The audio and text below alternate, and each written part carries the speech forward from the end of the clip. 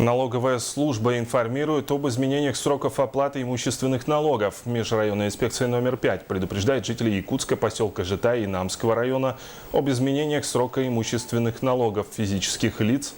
На данной территории зарегистрированы 250 тысяч плательщиков имущественных налогов. Все они должны оплатить налоги на имущество, транспорт и землю в срок до 1 октября этого года.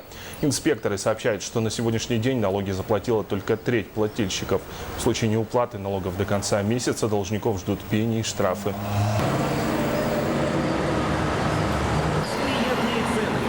У нас вот этот крайний срок устанавливается 1 октября. Со 2 октября будет начисляться пеня за каждый день неуплаты налога.